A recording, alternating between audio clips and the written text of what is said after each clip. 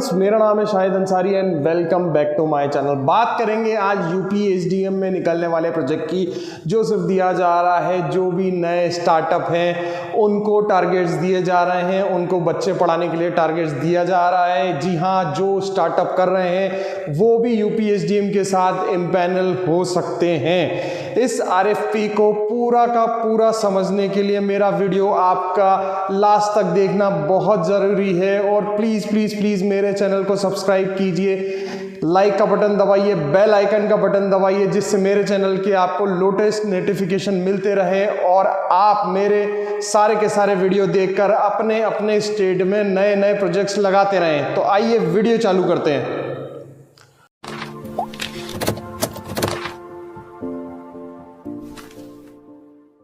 तो बात करते हैं यूपीएसडीएम का निकला हुआ है प्रोजेक्ट। जी हाँ, आप इस वक्त स्क्रीन पर देख सकते हैं, लिखा हुआ है request for employment of startup as private training provider. Private training provider जो भी स्टार्टअप में अपना खोलना चाहते हैं उनके लिए ये आरएफपी निकली हुई है। और इम्प्लीमेंटेशन एजेंसी में आपको पहले ही बता चुका हूँ, उत्तर प्रदेश स्किल डेवलपमेंट प्रोग्राम। जी यूपीएसडीएम जो है, यूपीएसडीएम उत्तर प्रदेश स्किल डेवलपमेंट मिशन जो है वो इसको इम्प्लीमेंट कर रहा है। और आप देख सकते हैं यहाँ पर इस जो ऑफिस है उसका एड्रेस लिखा हुआ है ITI अलीगंज कैंपस, अलीगंज, लखनऊ।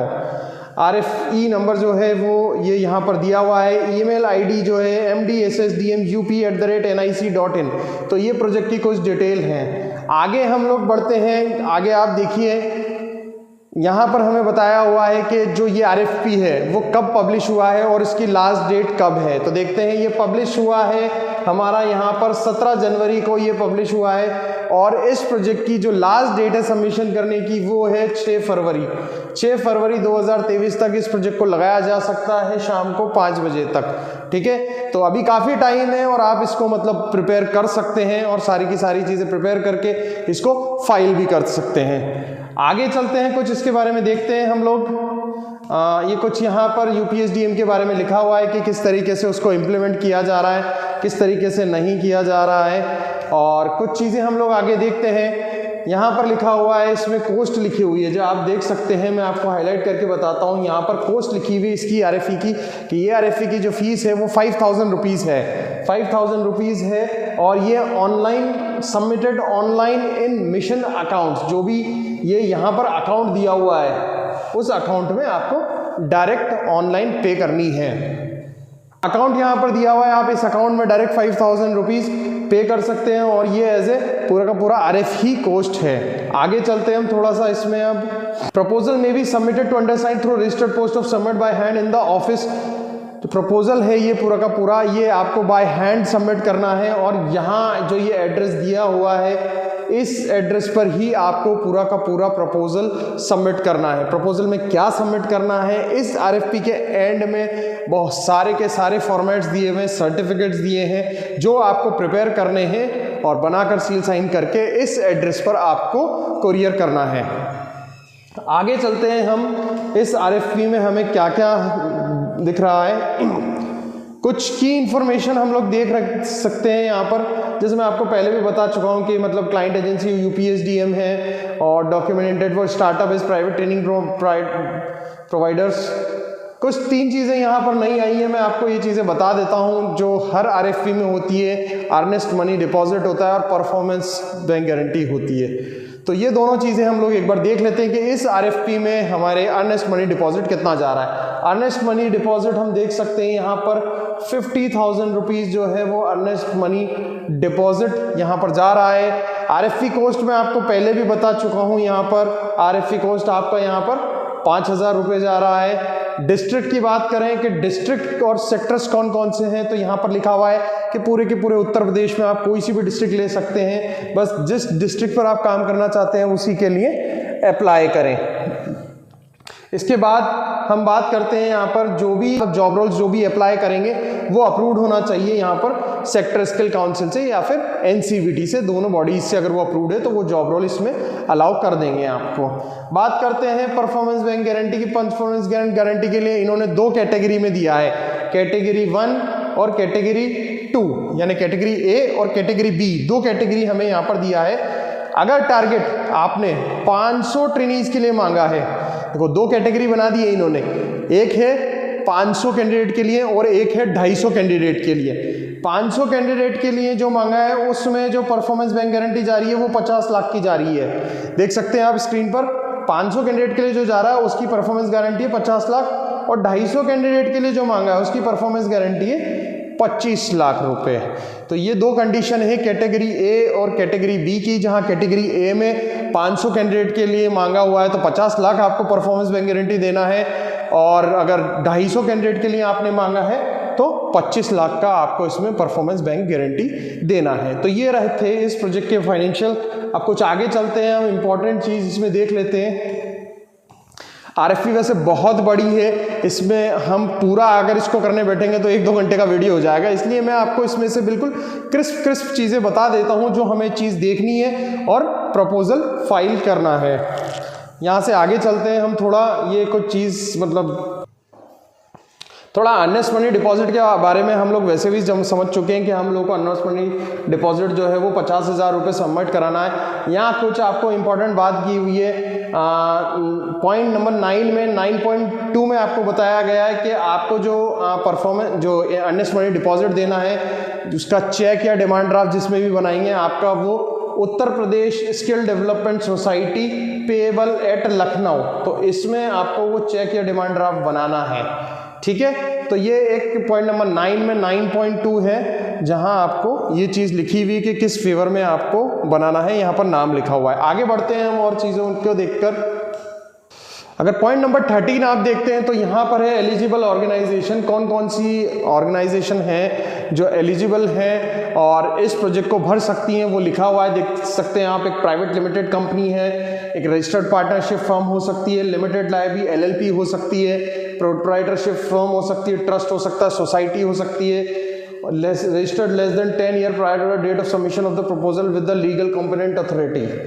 तो ये सारी चीज़ें जो है रजिस्टर्ड होना चाहिए and less than 10 year prior to date of submission of proposal with the legally competent authority. इसके अलावा certificate of information is mandatory and needs to be submitted, वो सर्टिफिकेट इन्फॉर्मेशन जो है वो बहुत ज़्यादा ज़रूरी है। बात करते हैं हम थोड़ा सा फाइनेंशियल कैपेबिलिटी का, तो टर्न ओवर जो होना चाहिए आपकी ऑर्गेनाइजेशन का वो होना चाहिए 25 लाख के आसपास। ये यहाँ लिखा हुआ है 25 लाख का जो है आपका टर्नओवर होना चाहिए और वो FY 2021-22 में आपके पास होना चाहिए।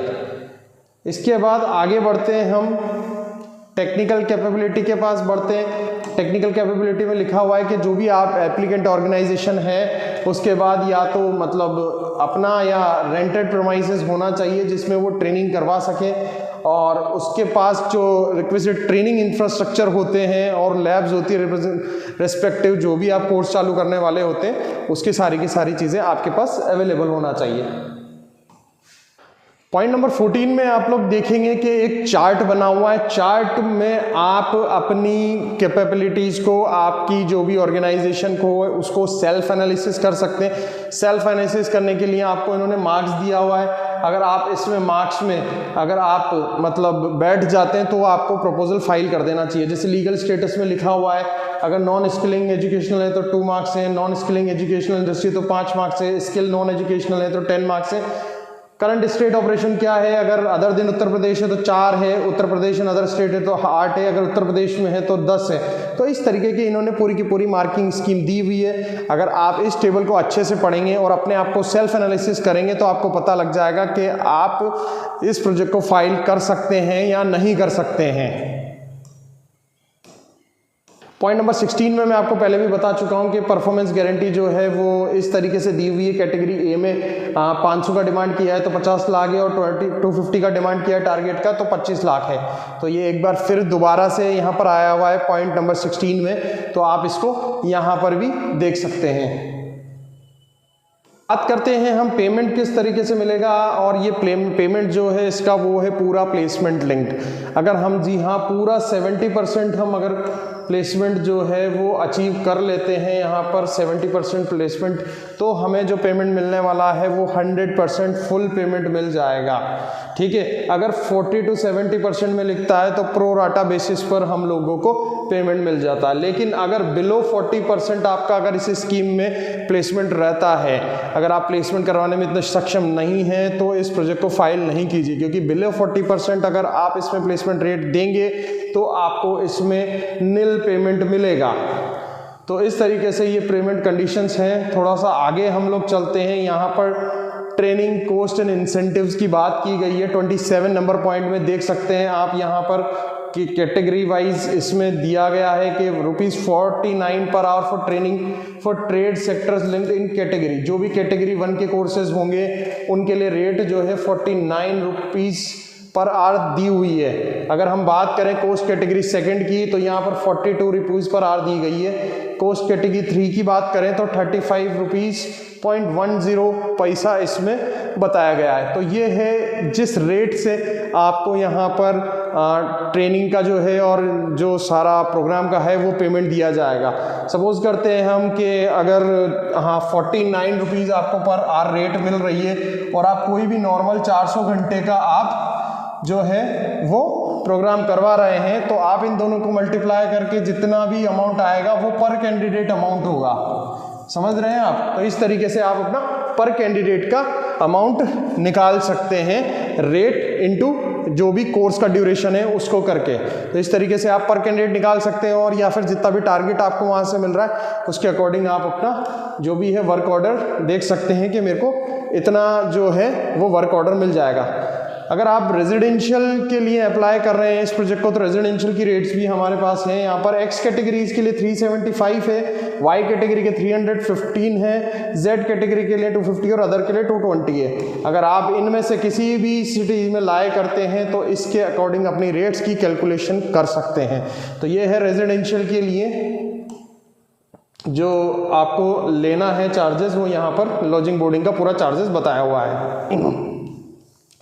यहाँ पर कुछ आपको वाई कैटेगरी के डिस्ट्रिक्ट भी बताए हुए हैं, इनके नाम आप यहाँ से देख सकते हैं।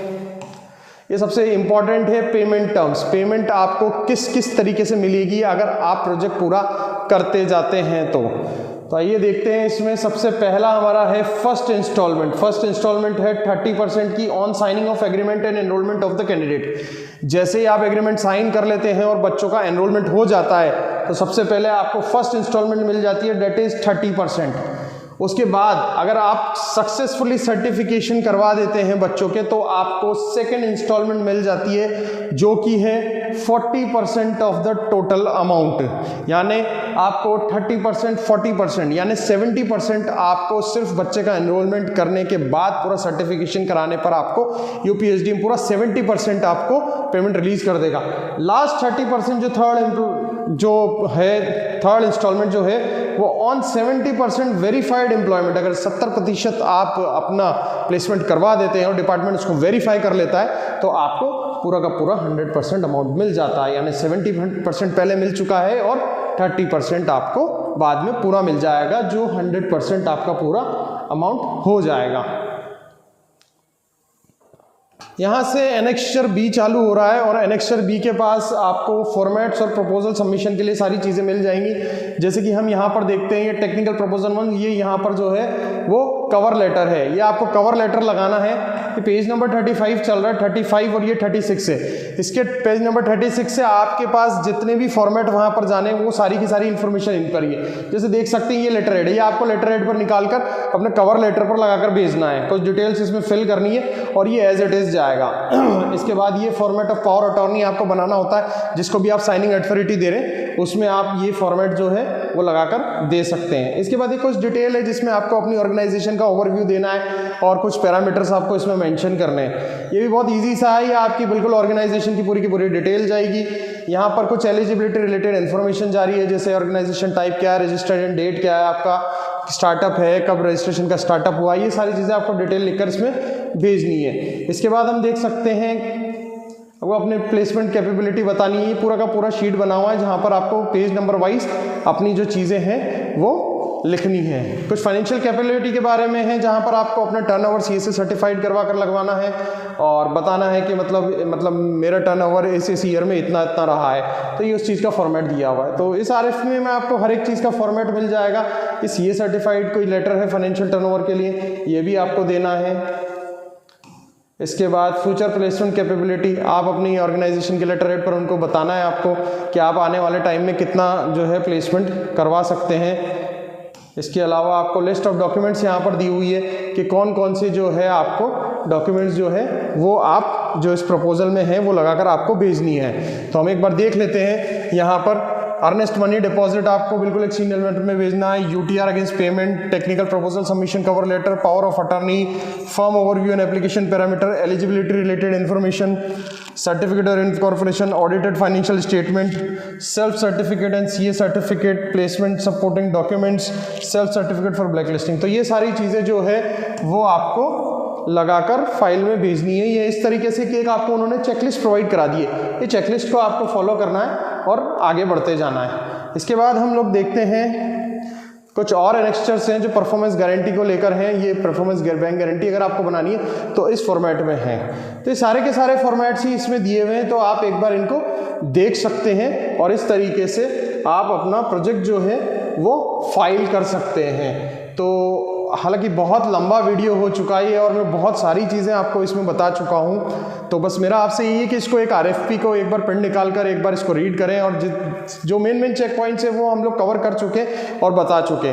तो आपसे मेरा यही अनुरोध है, इसको एक बार पढ़ें। अगर आप एलिजिबल हो रहे हैं, इसमें चेकलिस्ट भी है, इसमें सेल्फ एनालिसिस शीट भी है। अगर आप दोनों चीज़ें देखेंगे तो आपको एनालिसिस हो जाएगा कि आपको प्रोजेक्ट लगाना चाहिए नहीं लगाना चाहिए। चेकलिस्ट को फॉलो करें, अगर प्रपोजल फाइल करते वक्त उसमें चेकलिस्ट पे राइट करते जाएँ क्या क्या चीज़ लगा चुके हैं। उसके बाद आप फिजिकली ऑफिस एड्रेस जो मैंने बताया है उस पर पूरा का पूरा प्रपोजल सील्ड एनवलप में आप वहाँ पर सबमिट करवा कर आएँ।